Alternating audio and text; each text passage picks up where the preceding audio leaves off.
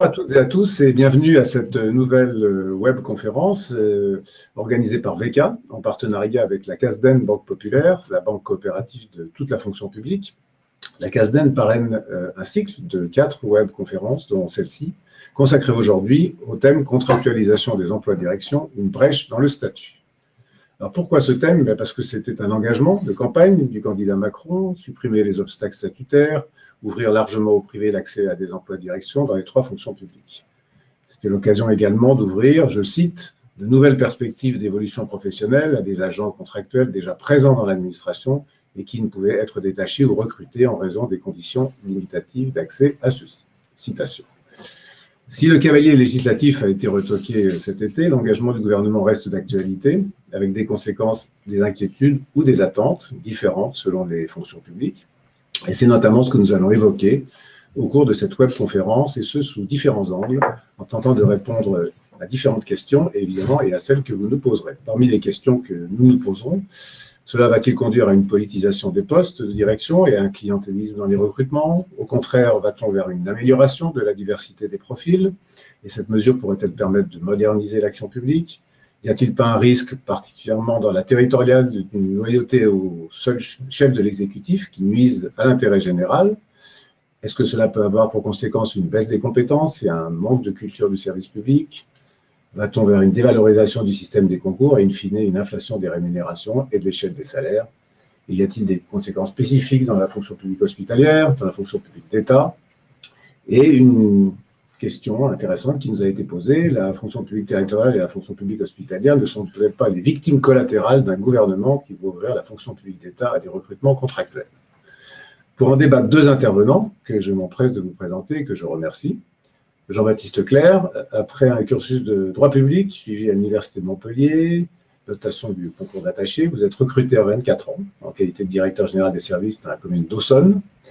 Après 9 ans, vous revenez dans votre région natale et occupez tour à tour les fonctions de DGS à la ville de Saint-Hilaire-du-Brecma, puis de Saint-Gilles, et depuis avril 2014, vous êtes directeur général des services de la ville de Corne-Barrieux en Haute-Garonne, qui fait partie de Toulouse Métropole.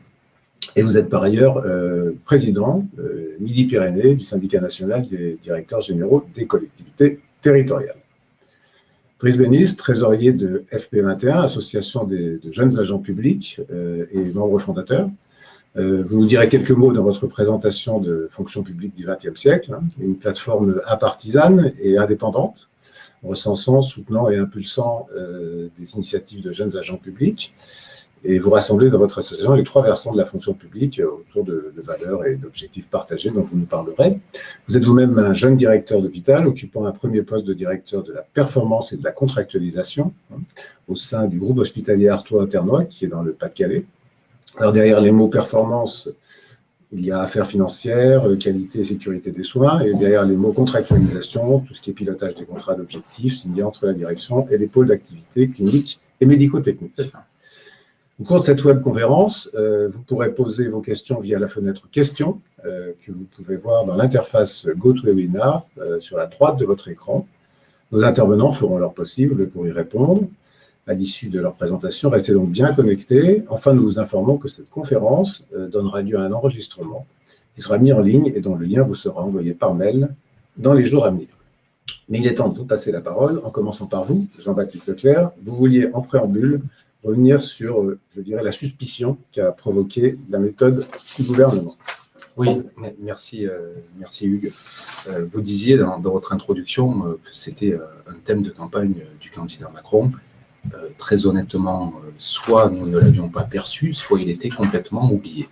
Nous n'avions pas connaissance, nous, dirigeants territoriaux, que la contractualisation des emplois de direction dans la fonction publique pouvait être ce thème de campagne, et c'est quelque chose dont nous n'avions absolument pas entendu parler au début. Et cette suspicion, elle est quelque part venue de là, puisque si c'était un tel engagement de campagne, pourquoi tenter de l'adopter ou de le faire adopter par un amendement en pleine nuit? Je crois qu'il était... C'est vrai que c'est paradoxal. Entre minuit et 2 heures du matin, dans la nuit, vendredi un samedi, sans aucune concertation préalable. Il y a eu 4 minutes de discussion sur cet amendement qui ont ouvert une brèche totalement inédite dans un projet de loi qui n'avait pas beaucoup de rapports sur ce sujet, puisque c'était le projet de loi pour la liberté de choisir son avenir professionnel. Vous imaginez bien que, au-delà des syndicats traditionnels, des associations professionnelles et le syndicat national des directeurs généraux de collectivités territoriales, on fait effectivement cette levée du bouclier, tant sur le fond, puisque nous ignorions cette volonté, que sur la forme, puisque l'adoption en pleine nuit nous a laissé un petit peu un goût amer. Sur le fond, la problématique de cette disposition, c'est qu'elle n'a été précédée d'aucune étude d'impact. On peut vouloir ouvrir les postes de direction de la fonction publique, qu'elle soit d'État, hospitalière ou territoriale, ou contractuelle, mais quel est l'impact et qu'est-ce que cela génère? En l'occurrence, de mémoire, pour la fonction publique d'État, on est de l'ordre de 300 postes, on est quasiment au double pour la fonction publique hospitalière, et pour la fonction publique territoriale, ça concernait quand même près de 7000 emplois, puisque l'amendement initial prévoyait une ouverture au contractuel à partir du seuil de 2000 habitants.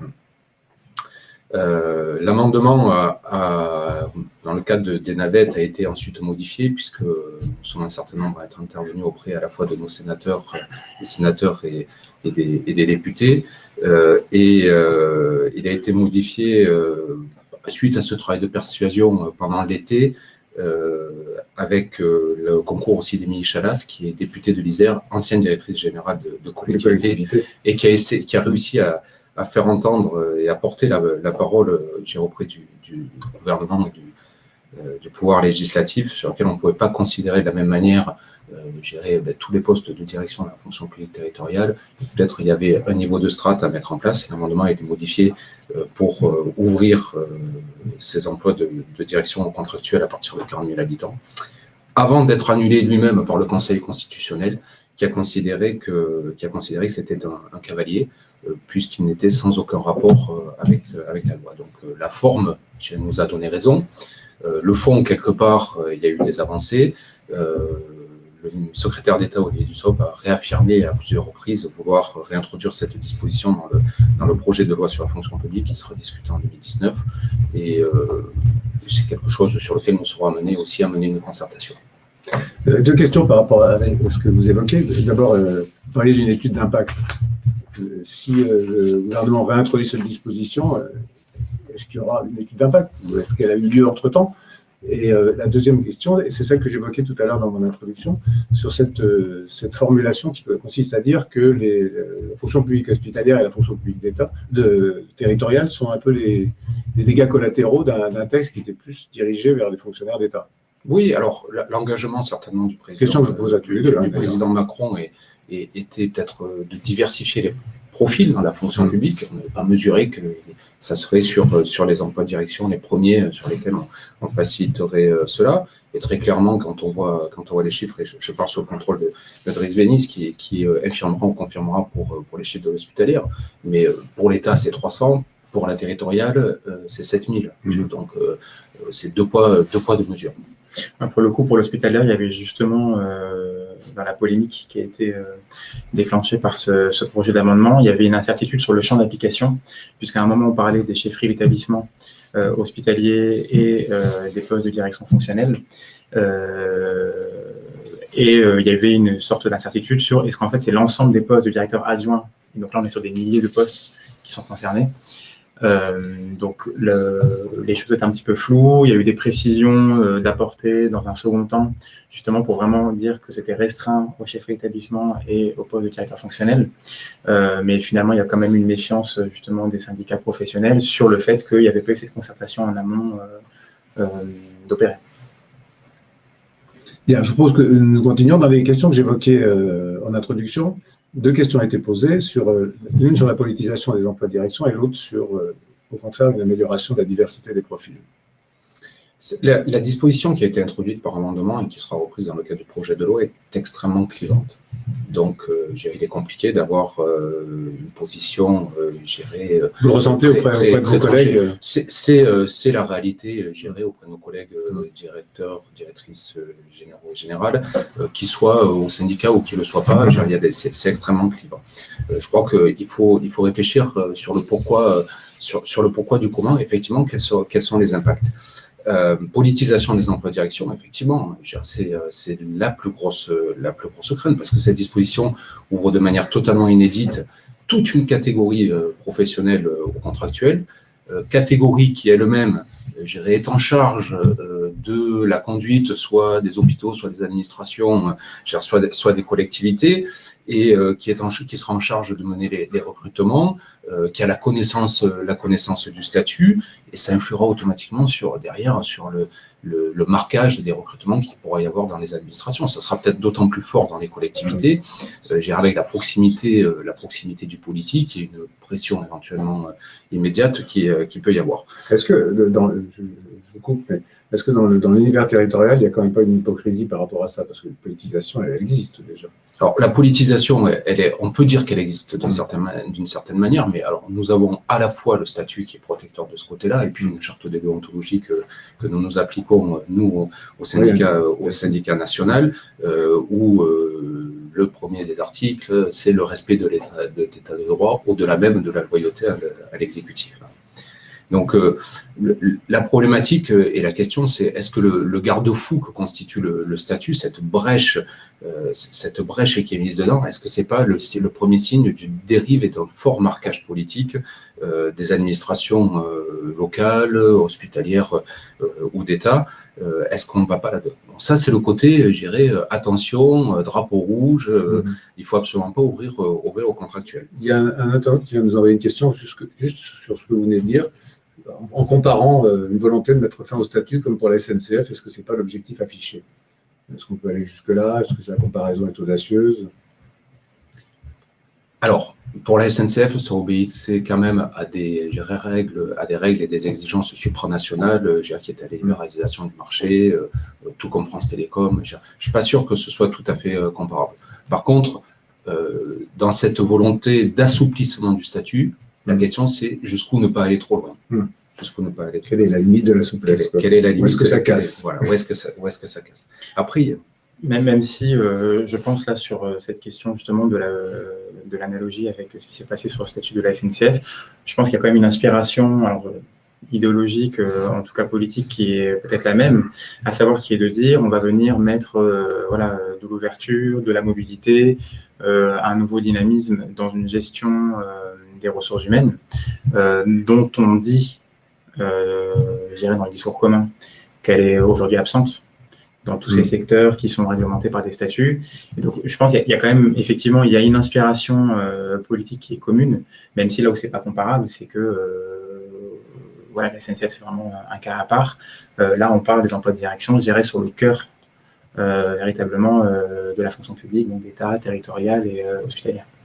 Et derrière, il y aura une question supplémentaire sur la définition même des missions de service public. Je crois qu'on a CAP 2022, on a tout ça. Alors, sur le seuil des 40 000 habitants sur le seuil des 40 000 habitants, on peut vivre ça d'un côté comme une victoire, parce qu'on a réussi à faire reculer de 2 000 à 40 000 habitants pour ce qui concerne les collectivités territoriales. Il marque quand même une certaine inquiétude, parce que ce seuil de 40 000 habitants, il vient coller sur le grade de l'administrateur.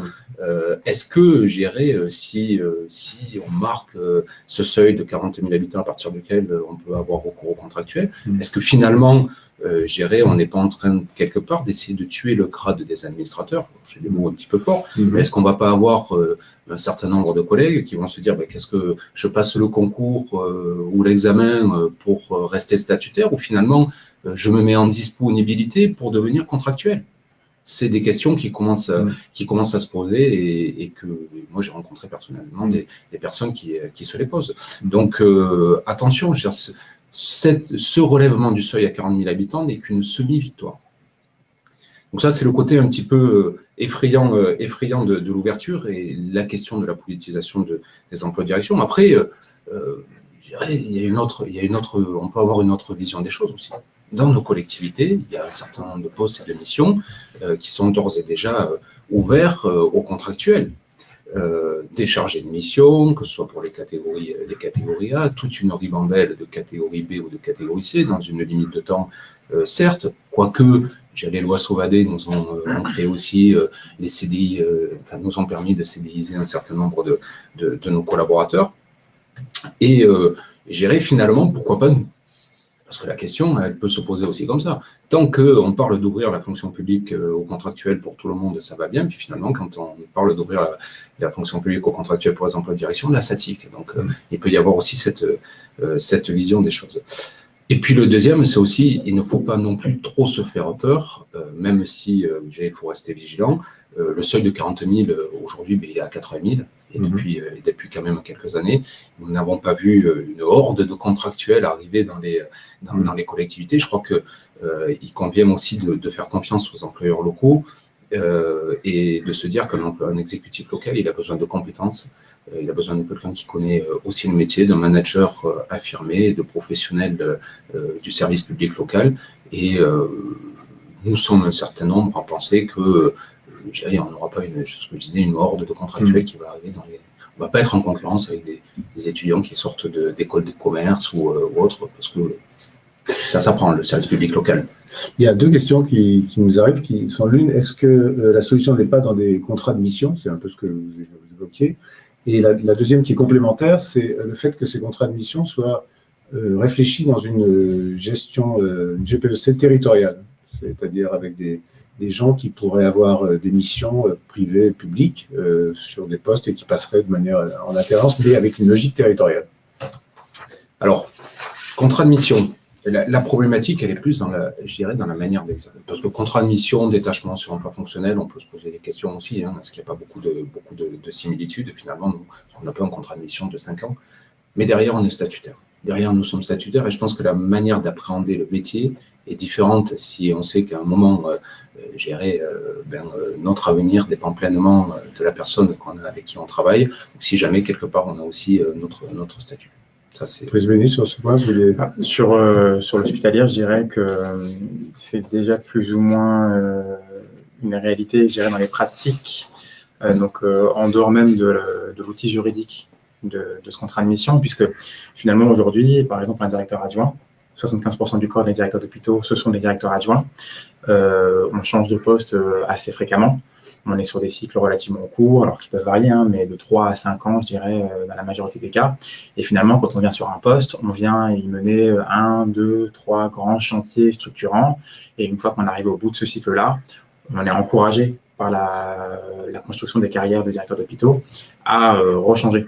Donc finalement, dans les pratiques, déjà, on a ce turnover un petit peu qui se fait très, très facilement dans les hôpitaux. C'est pour ça que là, pour le coup, l'écart entre ce que permettrait la contractualisation et ce qu'on fait déjà aujourd'hui me semble pas forcément très important. D'accord. On a finalement pas mal de similitudes, parce que nous, on est là pour mener en chantier. Alors, nous, c'est pas 3, 4, 5 ans, c'est souvent 6 ans. Entre l'hospitalière et parce qu'on est sur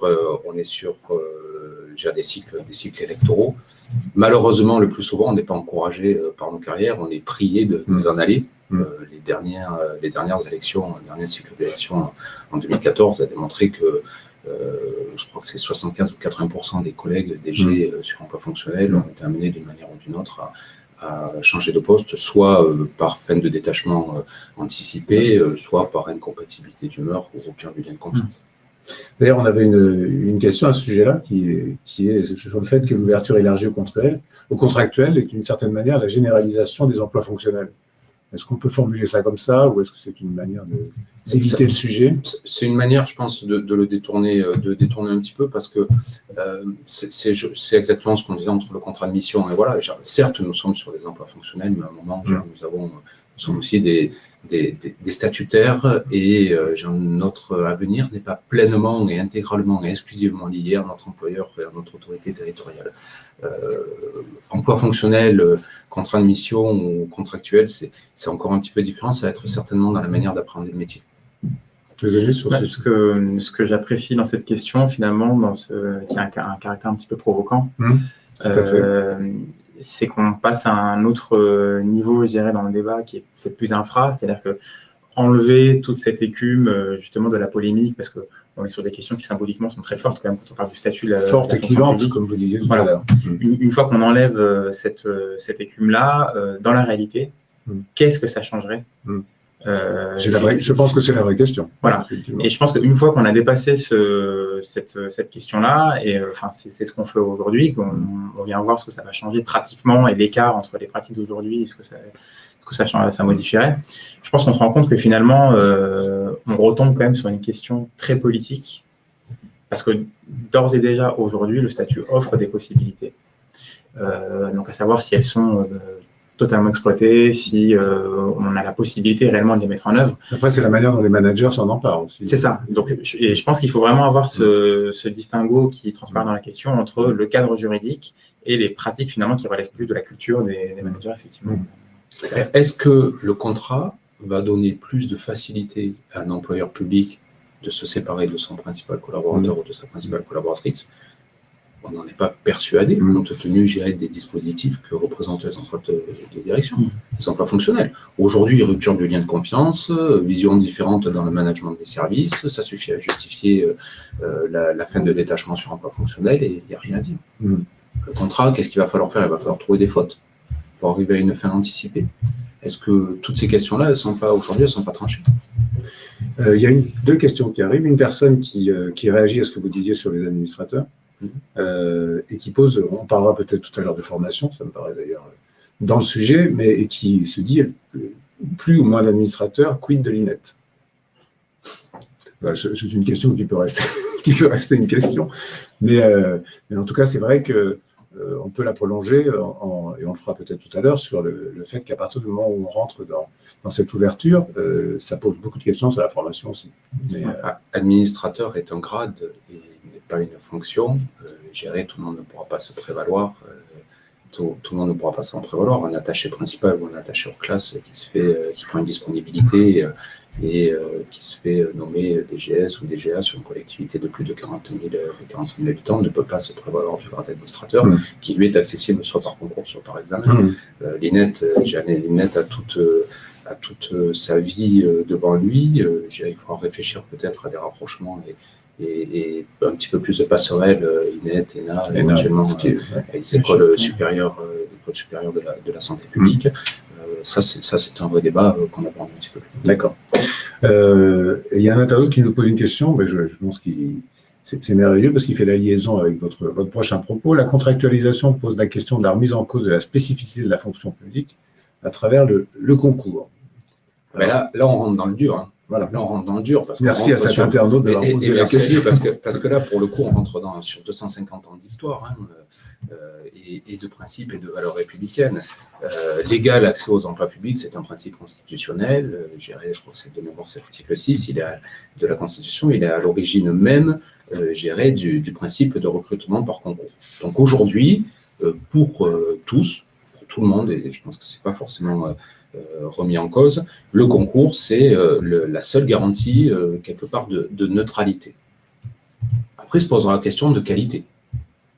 Mais le concours, c'est simple, c'est vraiment l'outil de neutralité. On met tout le monde face à des épreuves, aux mêmes épreuves, et puis on en sort les meilleurs sur l'instant T. Donc, le concours a vraiment cette spécificité. Après, est-ce que le concours, aujourd'hui, il est vraiment le seul outil de recrutement qui garantit les compétences des personnes et qui garantit aussi les valeurs de service public qu'elles peuvent porter? J'ai des collaborateurs de catégorie C qui n'ont jamais eu concours, qui sont des ardents défenseurs du service public. Je connais certaines catégories A+, titulaires des plus hauts concours et qui n'ont pas le service public chevillé au corps. Donc, le concours ne garantit pas qu'on défende mieux le service public ou qu'on assure mieux le service public. Ce sens-là, cette loyauté, l'engagement managérial, aujourd'hui, sont assez peu mesurés par le concours. Et c'est un petit peu compliqué parce qu'à la fois, on a un outil de neutralité, mais la question qu'on peut se poser, c'est est-ce que vraiment on a un outil de compétence? Vous l'évoquerez tout à l'heure, mais peut-être... Je l'évoquerai tout à l'heure, mais là, encore une fois, on a cette symbolique du concours, finalement, qui est très forte dans ce qu'elle signifie. Hein, donc vous évoquiez l'article 6, je crois que c'est de la Déclaration des droits de l'homme. Mais, ah oui, c'est. Voilà. Pour le coup, moi, le concours, j'en suis pas loin, donc j'ai quelques souvenirs de ce point de vue-là. Donc, il y a toute cette symbolique républicaine, effectivement, du concours. Après, il y a le concours dans sa réalité aujourd'hui. Donc, on réabordera la question, mais dans quelle mesure le concours aujourd'hui n'est pas devenu une sorte de barrière à l'entrée dans une analyse un peu plus, je dirais, économique de la chose, une barrière à l'entrée de ce marché des emplois publics, avec des biais qui sont assez largement documentés par les sciences sociales aujourd'hui, mais le débat reste ouvert sur est-ce que le concours n'est pas devenu un outil de reproduction sociale, dans quelle mesure c'est légitime finalement de donner accès à un statut, et donc à des droits et suggestions, mais à des droits pour la vie, à des jeunes qui passent un concours à 23, 24, 25 ans. Donc le concours pose question quand même, là encore une fois, dans ce qu'il est devenu, et pas forcément dans son inspiration initiale, parce que dans son inspiration initiale, je pense qu'on peut, voilà, pour le coup, il n'y a pas de débat, c'était garantir l'égalité d'accès aux emplois publics et une garantie de compétences, puisque l'ENA, l'INET, enfin toutes ces grandes écoles de recrutement de la haute fonction publique, c'est au sortir de la guerre, on veut mettre en place une administration rationnelle. Donc on met fin à toutes ces voies de recrutement par ministère où justement on avait des risques de cooptation un peu non maîtrisés de népotisme, et on met en place ces concours, on va venir sélectionner par la compétence. Dans quelle mesure aujourd'hui on s'est éloigné de ce modèle-là? C'est ça aussi qu'il faudra peut-être interroger, mais j'y reviendrai effectivement plus tard. Une question posée par une avocate. En tant qu'avocate, je ne suis pas persuadé que le statut soit plus protecteur. Le contrat de la fonction publique me semble plus un contrat d'adhésion qu'un contrat de droit privé, y compris dans le territorial avec les reçus collés. Tout à fait. C'est un petit peu le statut auquel on accède par concours ou par recrutement direct sur les échelles de catégorie C. Aujourd'hui, ça reste l'unique outil ou le principal outil de recrutement qui garantit soi-disant des compétences. Mais aujourd'hui, le sens du service public et l'engagement est quelque chose de très important. Le CDI, tel qu'il a été créé, tel qu'il a évolué, est transposable, transportable. On peut prendre un CDI d'une collectivité et l'amener à une autre. Très honnêtement, le concours, malheureusement, ne fait plus rêver tout le monde. Auparavant, c'était le concours. Aujourd'hui, ça ne fait plus rêver tout le monde. Il n'est pas sur les emplois de direction, il n'est pas plus protecteur parce que la décharge de fonction existe. Le détachement sur l'emploi fonctionnel, une fin de contrat existerait aussi. La décharge de la fin de détachement sur un emploi fonctionnel nous protège quelque part aussi, en expliquant qu'on n'est pas obligé d'aller chercher une faute ou une procédure disciplinaire pour s'en séparer de son principal collaborateur, sa principale collaboratrice. On va prendre encore 2 questions, puis après on avancera sur les propos des uns et des autres pour que vous ayez tous le temps de vous exprimer. Pour étayer les propos de M. Clerc, pourquoi ne pas réformer les concours? C'est un petit peu ce que vous disiez, et accentuer la formation initiale qui, à mon sens, est un manque. Je vous pose déjà celle-là, puis parce que. Alors, réformer. À laquelle vous pouvez répondre également. Oui, réformer les concours, je pense que le concours d'administrateur est costaud, bien fait.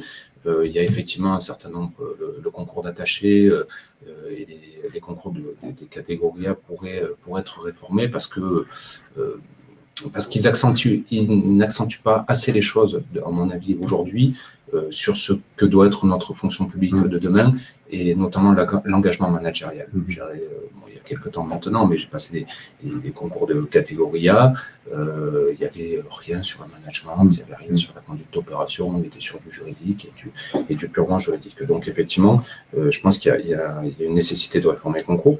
La formation initiale, j'ai connu une formation initiale d'attaché longue, les employeurs publics trouvaient trop long, 12 semaines.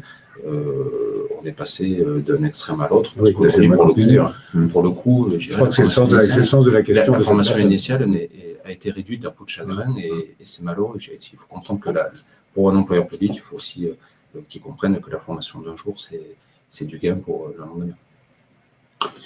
Sur le sujet de la réforme des concours, c'est un sujet qu'on évoque de très longue date.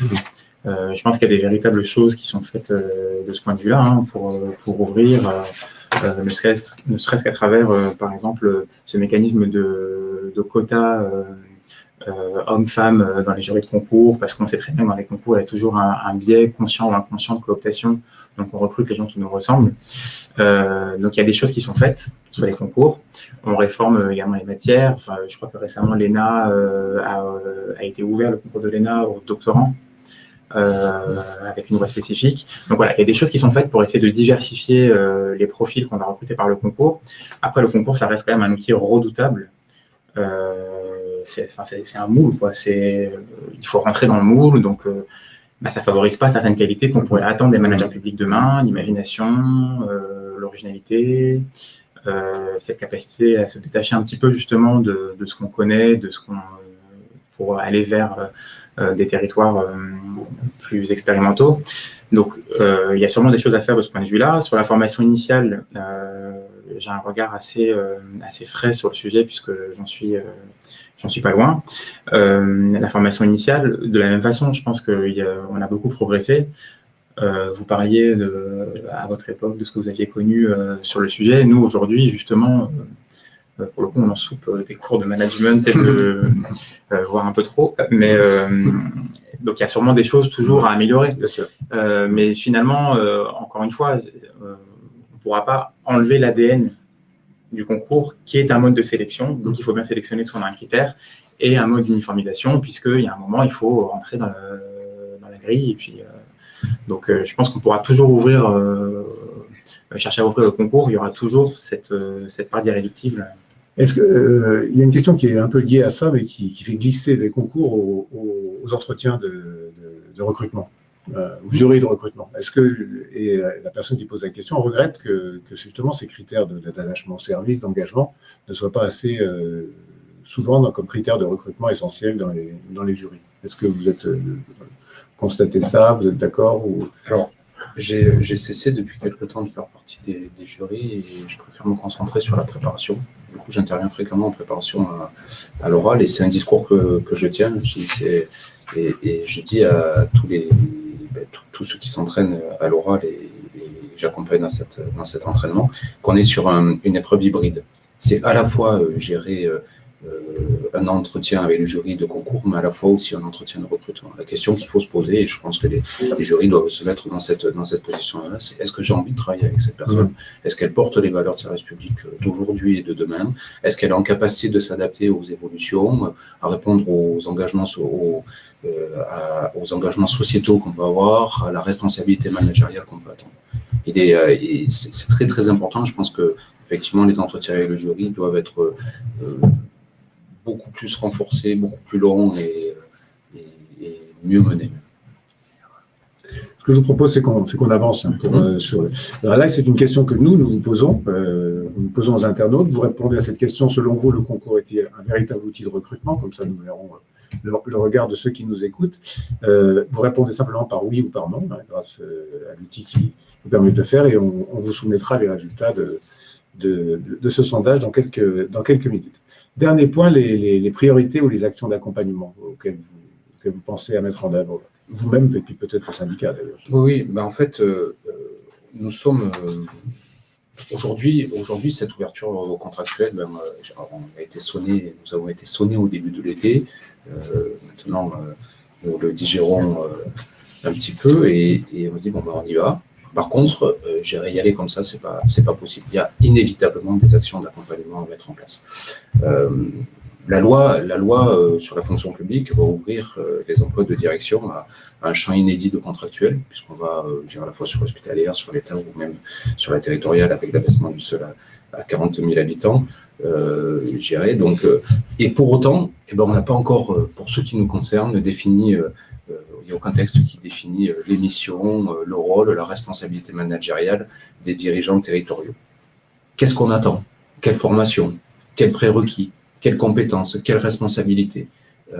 Il n'y a aucune définition. J'ai aujourd'hui des missions et de l'engagement managérial, de la responsabilité des directeurs et directrices généraux de collectivités. Donc ça, c'est la première action d'accompagnement qui doit être mise en œuvre de manière concomitante. Ok, on ouvre au contractuel, par contre, qu'est-ce qu'on attend? Des gens et des personnes qui vont occuper ces fonctions. Deuxième chose, c'est où sont aujourd'hui les propositions, je dirais, qui visent à établir de vraies passerelles des collectivités territoriales vers l'État et qui permettraient justement de diversifier les parcours. Parce qu'on cherche de la diversification de parcours à la fonction publique d'État, et vous le disiez tout à l'heure, nous sommes un peu les dommages collatéraux, mais je dirais peut-être dans la fonction publique haute d'État, la fonction publique territoriale de la fonction publique hospitalière, ces parcours diversifiés, ils existent. Donc, nous ne cessons de frapper à la porte, laissez-nous un petit peu rentrer, laissez-nous un petit peu aller travailler à la fonction publique d'État parce que, je dirais, nous avons aussi nos techniques managériales, nous avons nos responsabilités, nous avons nos savoir-faire et nos savoir-être que nous pourrons mettre à disposition. Et la dernière question que je posais, c'est est-ce que elle fait lien avec la discussion que nous avions sur les modalités des épreuves de concours. Nous n'avons pas, je n'ai pas vraiment de position et de solution miracle, mais c'est une réflexion à mener d'accompagnement. Je pense que on a les résultats du sondage sur la question qu'on leur posait sur les concours comme outil de recrutement. C'est 52%, 48%. Ah ouais, voilà. Donc 50-50, ce qui correspond bien à toutes les questions que les uns et les autres peuvent se poser sur celui-là. Merci Jean-Baptiste Leclerc. On reviendra évidemment vers vous en fonction des moments et des questions qui se passent. Brice Bénis, on a intitulé votre intervention réalité et enjeux d'une ouverture plus large au poste de direction contractuelle, mais avant, peut-être vous pourrez dire quelques mots sur, vous avez joliment appelé ça histoire d'une controverse, où vous évoquez des aspirations, une réconciliation et une remise en cause. Donc l'idée c'était justement de restituer un petit peu ce débat dont j'ai le sentiment qu'il est quand même spécifiquement français, parce qu'on vient toucher à des choses qui sont assez liées à notre histoire. Donc effectivement, je parle de deux aspirations contradictoires, mais qui sont toutes deux très fortement ancrées dans les mentalités. C'est celle plutôt d'inspiration démocratique à l'égalité, et celle au contraire plutôt d'inspiration aristocratique à la distinction. Et je pense que l'institution du concours et du statut finalement permettait de réconcilier ces deux aspirations dans ce qu'on appelle la méritocratie républicaine.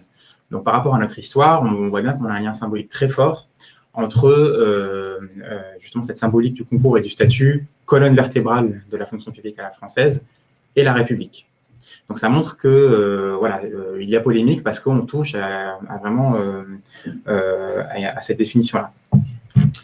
Effectivement, le concours, ça permet quoi? Ça permet, on l'a dit, une égalité d'accès aux emplois publics. On est tous, a priori, sur un pied d'égalité.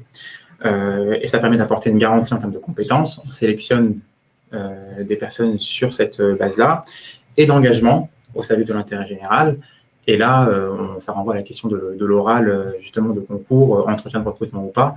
On est quand même vraiment évalué sur notre conception du service public, de l'investissement au service de l'intérêt général et de notre capacité à porter cet intérêt général. Mais aujourd'hui, on a quand même une remise en cause qui se fait jour sur le concours et le statut, parce que justement, on a des procès sur un éloignement, finalement, par rapport à cette vocation initiale et historique. Donc, ça renvoie à la discussion qu'on avait un peu plus tôt. Le concours n'est-il pas devenu un outil de reproduction sociale? Pour avoir fréquenté assez récemment les classes préparatoires pour les concours d'accès, il y avait quand même une certaine uniformité, je dirais, sociologique.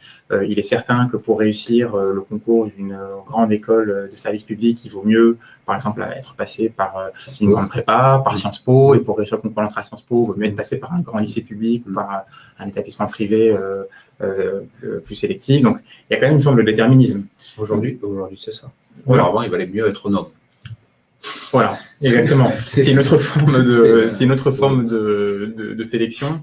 Mais donc, on a quand même cette réalité-là aujourd'hui, même si ce n'est pas le concours du coup en soi qui est générateur de cela, parce que le concours vient un petit peu cristalliser une sédimentation des inégalités en amont dans le parcours scolaire et social des étudiants.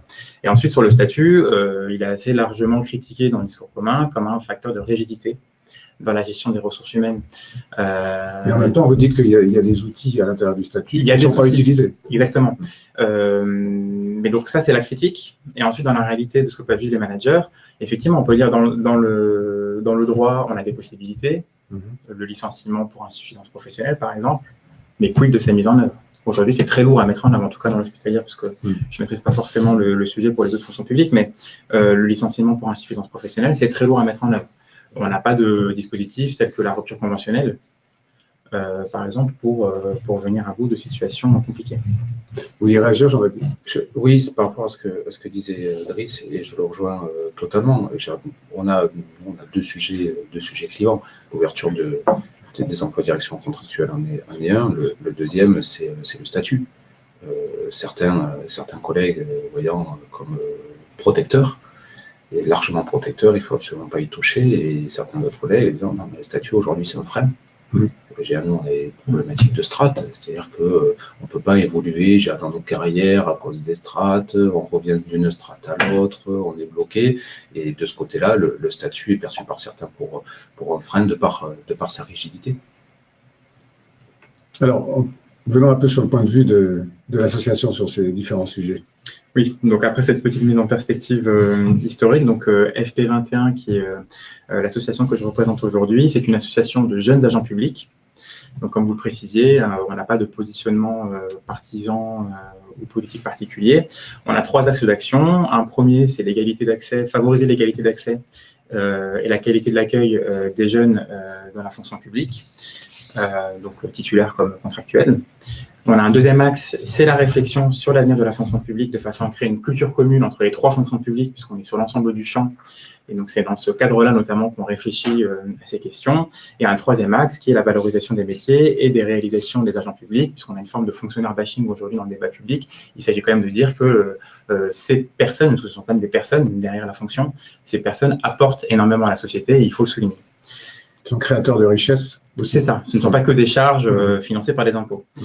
Et donc, dans le cadre de notre deuxième axe, on avait notamment lancé un groupe de travail intitulé La fonction publique que nous voulons, pour réunir des jeunes agents publics sans autre prérequis que le vécu dont chacun peut se réclamer, donc pas forcément une expertise en RH par exemple, et en disant voilà, on va se réunir et on va voir ce qu'il en ressort.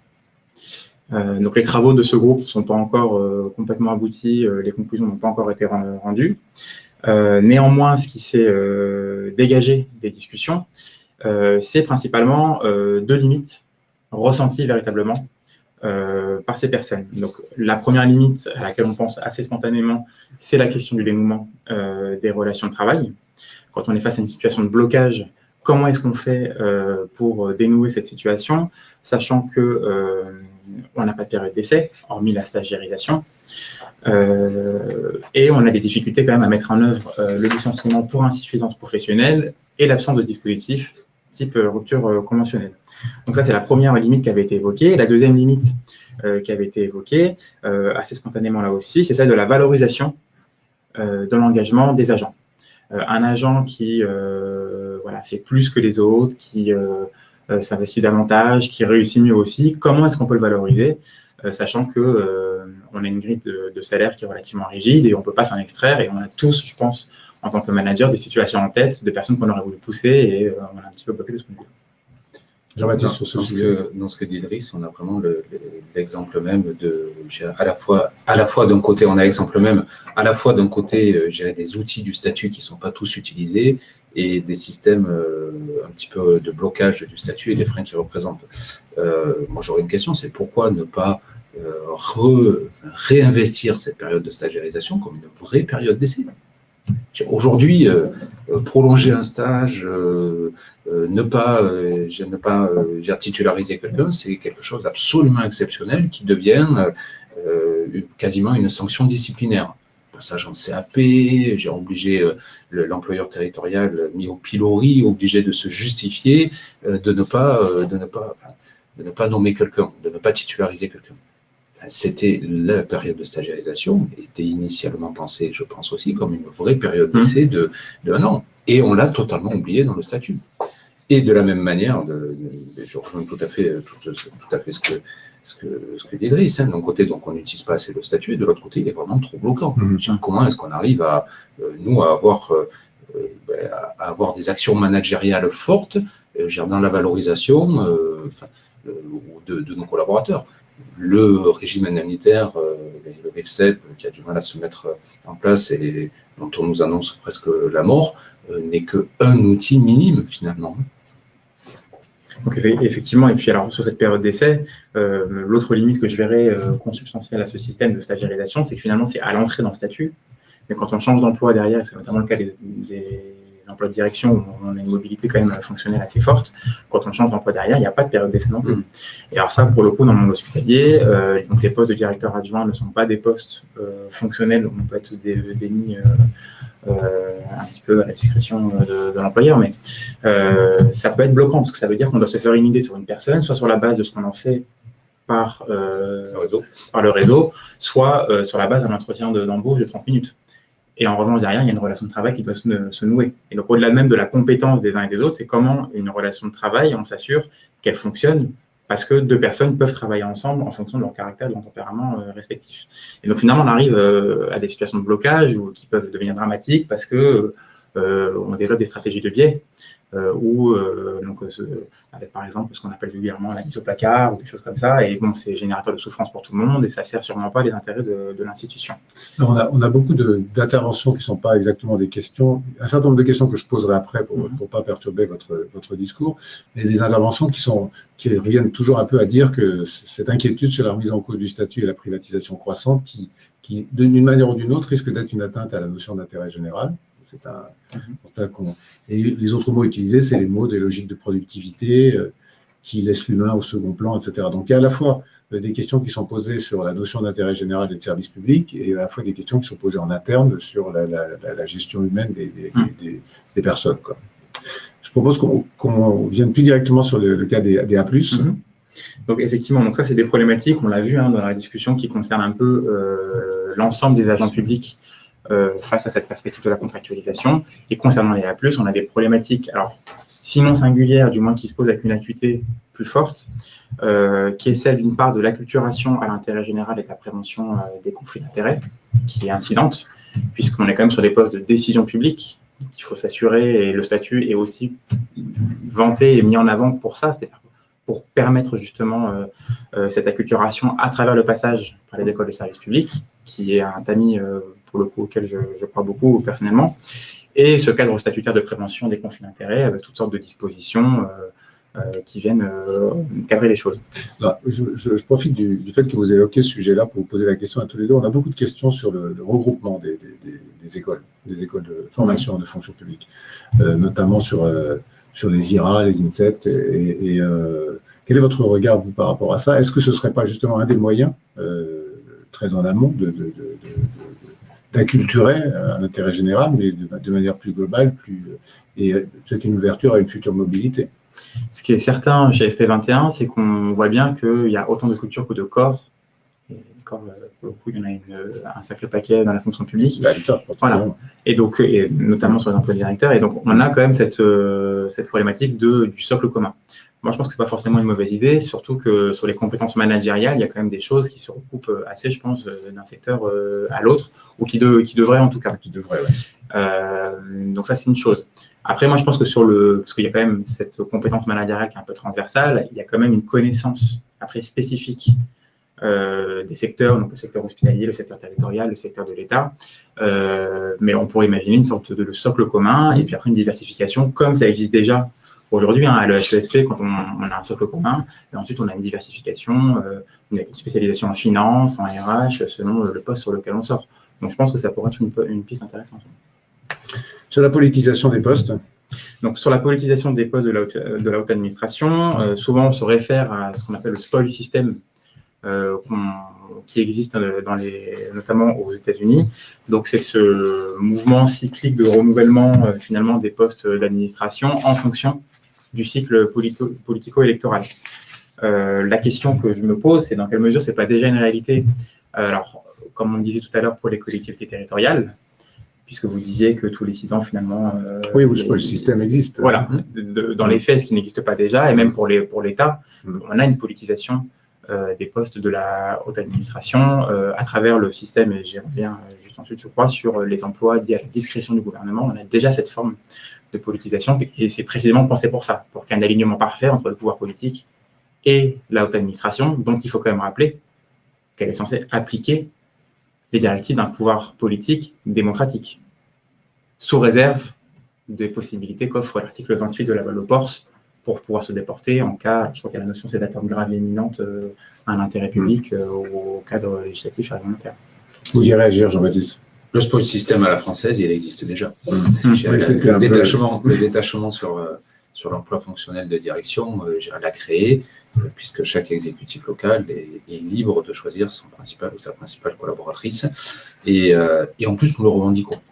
C'est important qu'un exécutif local qui a une légitimité démocratique, puisqu'on est sur des micro-administrations par rapport à l'administration d'État, mais qui a tout autant de légitimité démocratique, puisse choisir son principal collaborateur ou sa principale collaboratrice. Nous, la crainte dans l'ouverture contractuelle, elle vient plus sur le risque de conflit d'intérêts. Notamment sur les strates inférieures, si jamais on descendait au-delà de 40 000 habitants, vous imaginez la proximité sur 2500, 3000 habitants entre le politique, le technique, le familial sur des petites communes, ça peut être très vite inquiétant. Et donc en ce sens-là, je dirais le seuil de 40 000, je dirais quelque part est rassurant. Il est inquiétant parce qu'il est déjà un abaissement. Pas aller par rapport à ce qui était avant. D'accord. Mais alors, juste de ce point de vue, encore une fois, quel est l'écart aux pratiques déjà existantes? C'est-à-dire que, donc on l'a dit, le spoil system à la française, il existe déjà dans une certaine mesure. Je voudrais quand même préciser que les exigences qu'on trouve dans le statut de neutralité et puis tout le cadre de prévention des conflits d'intérêts s'appliquent, notamment de par la jurisprudence, aux agents publics contractuels. Donc déjà, juridiquement, c'est le même cas. Et ensuite, il faut quand même faire un exercice, je dirais, de lucidité. Alors la France ressort assez régulièrement mal classée dans les classements internationaux sur la corruption, etc. Donc c'est des classements avec des biais de même au Japon, bien sûr. Mais même au Japon, paraît-il. Mais le statut aujourd'hui n'interdit pas complètement en pratique certaines choses qui sont un peu border. Donc, à la fois, je relativiserai le fait que le contrat soit une moindre protection par rapport au statut, parce que de par la jurisprudence administrative, justement, on a quand même des exigences qui sont les mêmes. Et ensuite, je dirais qu'aujourd'hui, le statut n'est pas l'assurance absolue bien sûr que ces pratiques n'émergent pas. Alors, ce que je vous propose, parce qu'on a beaucoup parlé aussi de mobilité interfonction publique, c'est que pour ceux qui la connaissent moins bien, on parle un petit peu de la fonction publique d'État et de la fonction publique hospitalière. D'autant plus qu'il y a un certain nombre de questions qui sont arrivées. Une que je pose peut-être qui va faire le lien avec la dernière partie de votre intervention sur le HESCP. Comment s'effectue l'affectation sur le premier poste, classement après épreuve ou entretien de recrutement avec l'employeur? D'accord. Donc pour le HESP, c'est un modèle un peu hybride, je dirais. Il n'y a pas d'incidence du classement ni d'entrée ni de sortie. Et à la différence de l'INET, il n'y a pas de liste d'aptitudes. En fait, à la sortie, des postes sont ouverts par une délégation d'élèves qui vont ouvrir les postes dans les établissements. Le pool de postes ainsi constitué est proposé aux élèves et les élèves ensuite vont postuler sur les postes qui les intéressent et ce sont les chefs d'établissement qui les recrutent. D'accord. Donc, très bien. Réponse claire à une question claire. Alors, la fonction publique d'État. Donc, sur la fonction publique d'État, cette question de la politisation va se poser, je dirais, avec une acuité d'autant plus forte qu'il y a une proximité à l'exécutif national qui est importante et donc notamment avec un effet médiatique quand même assez fort. Donc, on présente justement ce recours au contrat comme venant mettre un petit peu en tension l'exigence de neutralité qui s'applique aux agents publics. Néanmoins, dans le cadre actuel, on a déjà ce qu'on appelle les emplois donc dits à la discrétion du gouvernement, qui sont des emplois, donc aujourd'hui on en compte environ 500, qui sont pour... J'aime bien cette formule. C'est très policé. C'est très policé. Donc ce sont... c'est ça. Environ 500 emplois qui sont pourvus en Conseil des ministres, non par décret pris en Conseil des ministres. Et donc pourquoi est-ce qu'on dit à la discrétion? C'est parce que les personnes sont révocables sans justification ni formalité particulière. En toute discrétion. Voilà. Donc, donc ces emplois sont ouverts aux contractuels et aux titulaires. La seule différence pour un titulaire, c'est qu'il ne perd pas son grade et donc cette sécurité, alors qu'un contractuel, il est licencié pour un avis, je dirais. Et donc ici, il faut quand même préciser que ces emplois dits à la discrétion du gouvernement, c'est précisément mis en place pour assurer l'entière loyauté et la pleine adhésion des personnes qui les occupent aux politiques menées par le gouvernement. Et ici, parce que c'est quand même un argument qu'on entend souvent, il faut quand même rappeler que le fonctionnaire n'est pas censé justement utiliser son statut comme un pouvoir de résister au pouvoir politique. Donc il faut vraiment rappeler, je pense, qu'il est démocratiquement légitime. Donc sauf, encore une fois, atteinte grave et imminente à un intérêt public ou aux lois et règlements, le fonctionnaire, il n'est pas censé prendre cette liberté-là, puisqu'il est quand même important dans un pays, justement, de droit, d'état de droit, pardon, et dans une démocratie, que l'administration mette en œuvre, finalement, les directives du pouvoir politique. Donc ça, c'est pour ces emplois liés à la discrétion du gouvernement, qui viennent un petit peu relativiser le caractère nouveau de la politisation de l'État, enfin des postes de la haute administration de l'État, et qui viennent également relativiser la contradiction avec l'exigence de neutralité.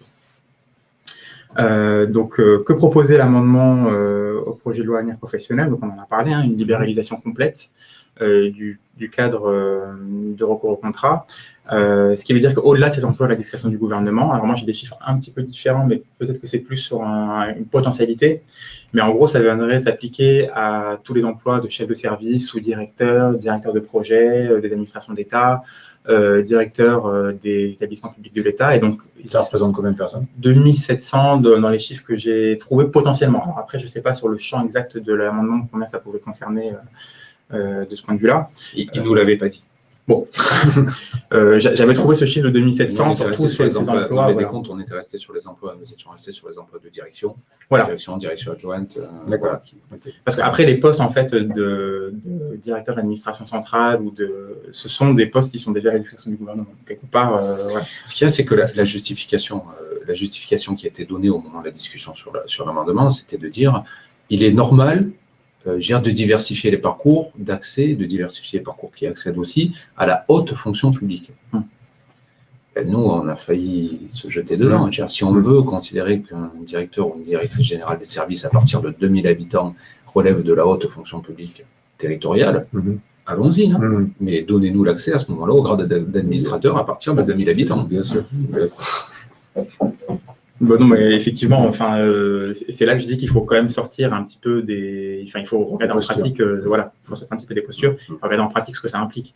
Il faut assumer pleinement les logiques qu'on met en avant. Sur cette question de la fonction publique d'État, finalement, c'est là que je suis tenté de dire qu'on est moins sur cette question de la politisation. Pour moi, c'est moins l'enjeu que celui de la gestion des carrières pour les personnes concernées. Puisqu'on en reparle, c'est ce que vous disiez sur la mobilité, c'est comment on ouvre finalement ces emplois à des profils un peu différents, comment on favorise la mobilité sur ces emplois, avec tous les avantages que ça peut avoir. Et donc, pour moi, c'est vraiment le véritable enjeu. Et justement, il ne faut pas trop se focaliser sur cette question de la politisation, parce que on est un petit peu quand même dans les postures quand on considère en réalité ce que c'est aujourd'hui la politisation. La politisation, ce n'est pas forcément un mal. Il peut y avoir, on a un cadre quand même avec des garde-fous qui viennent empêcher les dérives. Donc, je pense qu'il ne faut pas se focaliser là-dessus. Il faut vraiment poser la vraie question qui est celle de la gestion des carrières. Donc ça, c'était pour la fonction publique d'État avec ce prisme, je dirais, politisation très forte. Très clair. Sur l'hospitalière? Donc sur l'hospitalière, donc là, les choses sont un peu différentes, je dirais, puisque le recours au contrat est à la fois beaucoup plus large de ce que je connais des autres fonctions publiques que dans les autres fonctions publiques, et je dirais presque plus naturel, puisque finalement, tous les médecins hospitaliers, par exemple, sont des contractuels de droit public. Ce sont des salariés. Voilà. On recourt assez largement au contrat sur l'ensemble du personnel, par exemple les infirmiers, les aides-soignants, voilà. Et y compris pour les emplois de directeur adjoint. Tout cela dans un cadre que je qualifierais, moi, à titre personnel, de plutôt équilibré. Et donc, par ailleurs, la loi HPST, en 2009, donc Hôpital Santé Patient Territoire, était venue intégrer une possibilité de recrutement de contractuels sur des postes de chef d'établissement. Alors, quel est ce cadre de recours aux contractuels dans la fonction publique hospitalière? On a 4 critères qui ont été posés par la loi de 1986 et récemment reprécisés par un décret en 2015, dont 2 concernent principalement, dont 2 concernent, je dirais, directement les directeurs adjoints. Donc, je rappelle qu'ils constituent 75% du corps des directeurs d'hôpitaux. Donc le premier, c'est celui de l'absence de corps, fonction particulière ou besoin du service. Donc, assez classiquement, c'est un service, voilà, on a des besoins nouveaux, des fonctions nouvelles ou très techniques, on va pouvoir recourir à un contractuel. Donc, ça va être tous ces postes un petit peu nouveaux qui émergent dans la fonction publique hospitalière, de directeur des opérations, de projet, directeur du marketing, directeur du contrôle de gestion, des systèmes d'information. Tout ce qui est autour du numérique, etc. Voilà. En fait, qui sont des compétences qui sont assez bien développées dans le privé de plus longue date et sur lesquelles on a des réelles expertises dans le privé. Et donc, l'idée, c'est de pouvoir capter ces compétences pour les mettre au service de l'intérêt général. Et la deuxième configuration, c'est celle du remplacement temporaire d'un agent ou d'un poste vacant. Donc ça va être une problématique qui va notamment se poser dans les établissements de petite taille qui ont du mal à attirer ou dans certains territoires périphériques, où la question finalement du désert médical a son pendant administratif aussi de ce point de vue. Donc voilà pour le cadre de recours au contractuel. Aujourd'hui, dans les équipes de direction, sur les postes de directeur adjoint, je pense que c'est très fréquent d'avoir quelques directeurs adjoints qui sont contractuels. C'est assez bien admis, que ce soit d'anciens médecins ou des ingénieurs en informatique ou en organisation. Voilà. Donc c'est assez répandu. En revanche, sur les postes de chef d'établissement, donc là, depuis 2009, on a cette possibilité de recruter des contractuels sur les postes de chef d'établissement. Cette possibilité avait été contingentée, on avait dit 10% du total des emplois de chef d'établissement, sauf que dans les faits, on en est très loin. Et donc finalement, on sent qu'on ne s'est pas véritablement emparé de cet outil-là. D'où la question, et c'est la même que pour le seuil de 80 000. Il y a une explication à ce... Parce que je pense qu'il y a vraiment une spécificité du métier et que les directeurs qui sont issus du corps, donc qu'ils soient directeurs d'hôpital, directeurs des établissements sociaux et médico-sociaux, directeurs des soins, parce qu'on a plusieurs corps, ils ont quand même une formation au management des organisations publiques, aux spécificités du monde hospitalier et de la santé publique et aux exigences de l'intérêt général. Mmh. Et ça, quelque part, sur une chefferie d'établissement, on ne peut pas s'en passer. C'est pas comme sur des postes de compétences techniques où on a peut-être plus besoin d'un technicien, mais un chef d'établissement, il se doit de maîtriser ces choses-là. Et donc, je pense que au-delà aussi des effets de résistance, je dirais, des acteurs. Et cette réalité de compétences. Voilà, il y a cette réalité qui est quand même indépassable. D'accord. Au-delà du seuil de 40 000 pour la fonction publique territoriale, le contingentement du nombre de postes ouverts aux contractuels est aussi une demande du syndicat national des directeurs généraux. Alors à ce stade, on va, juste avant la fin de votre intervention, une question que l'on vous pose de la même manière sous forme de sondage. Selon vous, la fonction publique aujourd'hui représente-t-elle la diversité des opinions et des ressentis de la société? Vous répondez par oui ou par non et éventuellement nous débattrons des résultats de ce sondage. Dernière partie que vous vouliez évoquer. Oui. Donc, cet amendement concernant la fonction publique hospitalière, il visait à mettre à égalité ces deux modes de recrutement que sont le contrat et le concours, c'est-à-dire on sort de ces quatre critères réglementaires et on peut recruter indifféremment l'un ou l'autre sur ces postes. Il y avait une incertitude, comme on en parlait tout à l'heure, sur le champ d'application, puisque si c'était limité, comme l'a dit le gouvernement dans un second temps, aux postes de chef d'établissement et aux emplois de direction fonctionnelle, ça représente 650 emplois. Si on partait sur l'ensemble du champ, ce que laissait penser la rédaction initiale de l'amendement, donc l'ensemble du champ des postes de direction hospitalière, on était tout de suite sur des milliers d'emplois, donc pas du tout sur les mêmes proportions. Quels étaient les arguments en présence? On en a un petit peu parlé. Et d'abord celui de la compétence de ces directeurs hospitaliers, de la FPH, je dirais, pour n'exclure personne, qui sont formés à l'EHSP aujourd'hui, avec une formation que j'estime tout de même bien conçue, même si forcément il y a toujours des choses à améliorer. Ça, c'était le premier argument. Et le deuxième argument qui a été évoqué, c'était celui de l'inflation des rémunérations, puisque finalement, un contractuel, on a la possibilité de le payer plus. Et on sait très bien qu'entre le secteur public et le secteur privé, il y a un grand écart entre les rémunérations qui est d'autant plus fort que le niveau de responsabilité est élevé. Et donc finalement, pour aller capter ces compétences du privé qu'on voudrait attirer dans le public, on serait dans une forme de surenchère aux rémunérations qu'on observe très concrètement dans les établissements et donc avec une inflation un petit peu généralisée sur les rémunérations dans un contexte budgétaire qui est quand même très contraint à l'hôpital public, mais pas seulement. Donc voilà quels étaient un petit peu les deux arguments en présence. Néanmoins, À titre personnel, j'ai quand même tendance à me concentrer sur le critère de la compétence comme argument, je dirais, sur le fond du débat. Pourquoi? Parce qu'aujourd'hui, comme je disais, on a besoin de managers publics qui soient certes rompus au management, mais également qui maîtrisent le secteur hospitalier, le monde de la santé publique, ses spécificités, et qui maîtrisent les exigences de l'intérêt général. Ça me semble fondamental. Et on voit bien, parmi les collègues qui peuvent venir du secteur privé, il peut y avoir une acculturation qui se fasse, je dirais, au fur et à mesure. Mais j'ai toujours le sentiment, dans les situations que j'ai pu rencontrer, qu'il pouvait manquer quelque chose quand ces personnes ne sont pas issues de l'hospitalier. Parce qu'on peut avoir des gens qui sont rentrés comme contractuels dans le monde hospitalier et qui ont fait une progression interne et qui finalement arrivent sur des postes de direction au terme d'un parcours qui a permis cette acculturation. Voilà. Derrière, on pose la question du rôle des écoles de service public et en particulier de l'HESP. Derrière également, si on permet les deux modes de recrutement à égalité, finalement, moi je me pose la question, quelle pérennité pour le concours? Pourquoi est-ce qu'on laisserait persister le concours dans un cadre de libéralisation totale? Parce que finalement, il n'y aura pas de plus-value. Et là, je trouve que du coup, on rebascule sur un débat plus large, qui est celui de la pertinence, finalement, d'un système inspiré d'autres pays européens, où on a une fonction publique, je dirais, de carrière qui est réservée à des fonctions dites régaliennes, et tous les autres pans de la fonction publique qui sont passés sous contrat. Et nous-mêmes en France, on a un secteur quand même très important qui est la sécurité sociale. La sécurité sociale, ce sont des contractuels, qui plus est le droit privé. Et finalement, est-ce que ça empêche, est-ce qu'on dirait que la sécurité sociale ne remplit pas ses missions de service public? Je ne suis pas sûr que ce soit complètement le cas.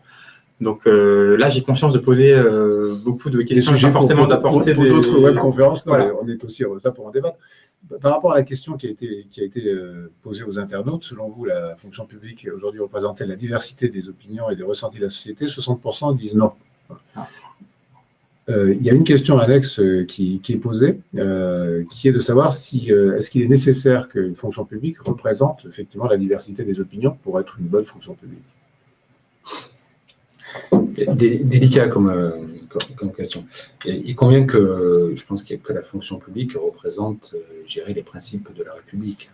À partir du moment où les principes de la République, eux, sont représentés par des diversités, je dirais, au niveau des pouvoirs législatifs, réglementaires ou même exécutifs, je dirais, la fonction publique en découlera. Est-ce qu'elle doit elle-même être le reflet des opinions? Est-ce que ce n'est pas plus les élus qui devraient l'être? Si, parce que de toute façon, nous fonctionnaires, on a un certain nombre d'obligations qui, en plus, nous contraignent un petit peu dans l'expression de nos opinions. Donc, en soi, peu importe si on représentait toutes les opinions ou pas, peu importe, on a une mission de service public. C'est un petit peu le bras armé des principes de la République. On est là pour la faire. Je n'ai pas coupé l'essentiel de vos propos. Non. On va terminer avec une ou deux questions il y en a une qui est une question quelqu'un qui formule de manière très simple ce que vous avez dit et le ressenti qu'il a en disant qu'en fait la question qui se pose, c'est qu'il faudrait qu'il soit plus facile de rentrer et de sortir de la fonction publique. Déjà qu'il soit plus facile de rentrer et de sortir entre fonctions publiques. Voilà. Déjà, parce que là, on aurait déjà une première diversité des parcours. On n'a pas, je pense que la question de l'accès à la fonction publique, avec la remise en cause du concours, elle est loin d'être tranchée et on n'aura pas ambition autour de cette table de trancher. Par contre, la vraie diversité, elle peut venir de par cette culture des missions de service public, déjà qui est d'ouvrir les portes entre nous. Rentrer, sortir la fonction publique, finalement, aujourd'hui, on peut, le contrat, il existe. C'est qu'est-ce qu'on lui donne comme importance, qu'est-ce qu'on lui donne comme mission, et qu'est-ce que ça aura derrière comme impact suivant ce qu'on donne au contrat. Est-ce que les dirigeants territoriaux, les dirigeants hospitaliers ou les dirigeants de la fonction publique d'État doivent pouvoir être des contractuels? Pas forcément. C'est pas ce qui va exprimer forcément la diversité. Et puis en plus, je rejoins totalement Driss Besbeni, il va y avoir une problématique de culture et une problématique de rémunération. Peut-être 2 mots sur la rémunération qu'on a assez peu abordé. Sur la rémunération, l'explosion des rémunérations. Bon, là, moi, où j'y crois pas pour les budgets hospitaliers, c'est que on est quand même rompu. Voilà, on est quand même rompu au respect des enveloppes. Donc ça, pour le coup, j'ai pas forcément d'inquiétude. Pour rebondir sur la question qui était posée, je pense qu'effectivement, c'est le vrai sujet. C'est comment on va réintroduire du mouvement et du brassage dans une fonction publique qui, de part le système du concours qui est très uniformisant, et de part finalement cette culture quand même assez statique, et effectivement il y a peu de mobilité entre les fonctions publiques, hein. Je crois que c'est à peine 1% la mobilité entre les fonctions publiques, donc c'est assez peu développé. Ça dépend d'où on le regarde. Il y a beaucoup de l'État vers les normes. C'est ça, c'est tout dans un sens et dans l'autre. Voilà, ça dépend des sens, effectivement. Marche bien dans un sens. Mais je pense qu'effectivement c'est ça l'enjeu. Après, concernant les emplois de direction, là où j'ai une petite divergence d'analyse avec vous, c'est que les emplois de direction pour moi sont quand même très corseté et on n'y accède pas. Enfin, il y a une vraie barrière à l'entrée pour moi. Et pour le coup, sur ces emplois-là, je pense que la question, c'est pas tellement celle de la diversité des idées, effectivement, parce que peu importe, nous, on est là pour mettre en œuvre l'intérêt général indépendamment de ce qu'on pense. Donc, la question des idées est plus ou moins transparente. En revanche, il y a un enjeu, je pense, très fort sur la diversité des profils, parce que ça me semble finalement nécessaire d'avoir des expériences différentes qui se rencontrent quand on va venir concevoir et participer à la mise en œuvre des politiques publiques. Et donc là, on a un véritable enjeu et qui, je crois, fait référence au thème d'une autre conférence, un petit peu de pub pour VK. Pour la prochaine. Voilà, sur l'enjeu de la diversité. Les divergences et différences que nous avons, elles tiennent aussi aux différences de nos statuts et de nos administrations. Oui. Aujourd'hui, n'importe quel fonctionnaire territorial de catégorie A peut devenir directeur ou directrice générale des services d'une commune ou d'une interco de 2 à 40 000 habitants. D'accord. Ouais. C'est-à-dire que moi, je connais une collègue qui est membre du syndicat, qui était puéricultrice territoriale, qui est devenue directrice détachée sur un plan fonctionnel de directrice générale adjointe. D'accord. Donc, on a déjà une diversité des profils, mais encore faut-il savoir utiliser le statut. Alors, je vous propose qu'on prenne une toute dernière question. Pourquoi ne pas faire un statut sui generis comme les directeurs de PHLM, élaboré dans un projet d'attirer des cadres du secteur privé? Alors, aujourd'hui, parler du statut des dirigeants territoriaux dans la territoriale, c'est une ligne rouge avec des associations d'élus. Pour la bonne et simple raison que venir figer, et parler de statut, venir figer quelque part un statut des GS, ça vient figer le statut par conséquence de l'exécutif local. Donc nous ne partons pas sur un statut. Voilà. Par contre, on part plus sur une définition des missions, des prérequis, des responsabilités, l'engagement et de l'engagement managériaux que devront avoir un directeur ou une directrice générale. Par comparaison avec les statuts de DG, avec les missions des DG dans le privé, dans les OPHLM, dans les SPL, dans les hôpitaux, je crois que là aussi, il y a tout ce travail de comparaison à mettre en œuvre. Très bien, malheureusement, nous arrivons à la fin du temps dont nous disposions pour cette webconférence. Nous allons d'abord vous remercier tous les deux pour votre disponibilité, la pertinence de vos interventions. Pour tous ceux qui n'auraient pas eu de réponse à leurs questions, VK continue de les accompagner par le biais de son service VK Ligne Expert qui vous permet de poser directement vos questions d'ordre réglementaire par téléphone et d'obtenir des réponses immédiates. Merci à vous pour votre attention et encore merci à nos deux intervenants. Merci. Merci.